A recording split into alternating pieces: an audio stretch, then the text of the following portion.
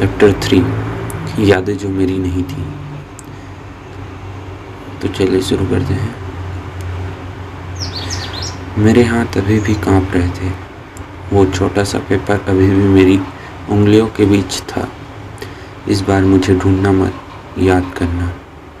ये लाइन बार बार मेरे दिमाग में गूंज रही थी।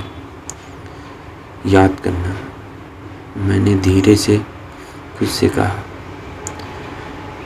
मैं उससे ढूंढने के लिए कॉरिडोर में आगे बढ़ा, पर हर जगह सिर्फ भीड़ थी। वो कहीं नहीं थी, जैसे वो कभी थी ही नहीं। भाई तो ठीक है?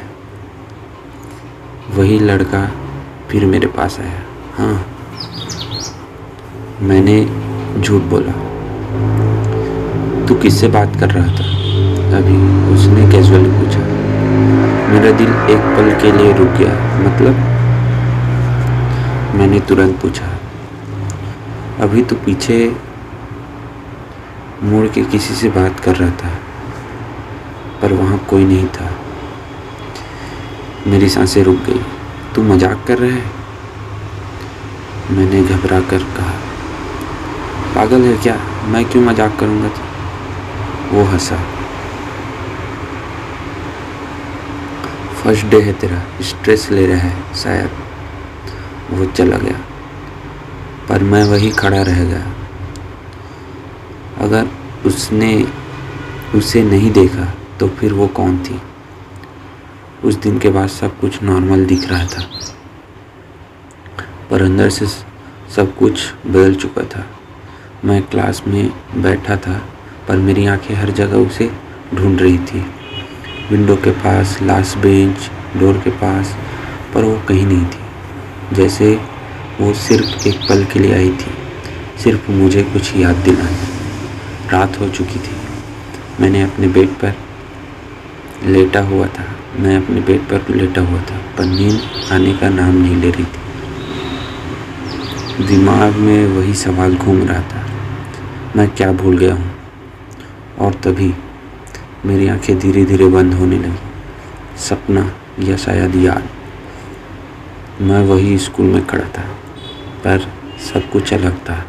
क्लासरूम पुराना लग रहा था, दीवारें थोड़ी फीकी और हवा में एक अजीब सी खामोशी थी।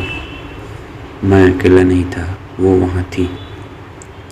पर इस बार वो मुस्कुरा रही थी। तुम फिर लेट हो गए, उसने धीरे से कहा। उसकी आवाज़ में नाराज़गी थी, बस दर्द था। मैं कंफ्यूज था।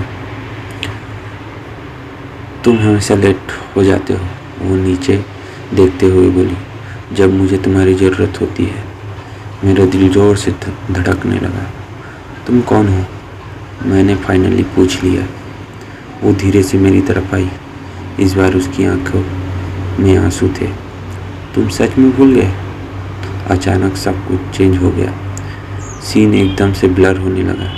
मैं स्कूल में नहीं था, मैं रोड के बीच खड़ा था। तेज बारिश हो रही थी, लोग चिल्ला रहे थे और ज़मीन पर कोई गिरा हुआ था। मेरा सांस रुक गया।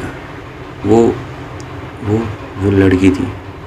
उसके पास एक लड़का बैठा था, उसका हाथ पकड़े हुए चिल्लाता हुआ, उठो प्लीज़ उठो। मैंने ध्यान से देखा और मेरी रूह कांप गई। वो लड़का मैं था।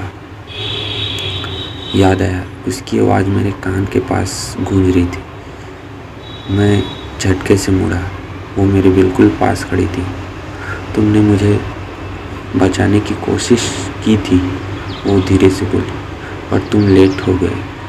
मेरी आंखों से आंसू निकल गए। ये सच नहीं हो सकता, मैंने हिलती हुई आवाज़ में कहा। यही सच है, उसने कहा। हर बार जब तुम मुझे खो देते हो, तुम सब भूल जाते हो। मैंने तुम्हें खो दिया क्या? मैं टूट चुका था।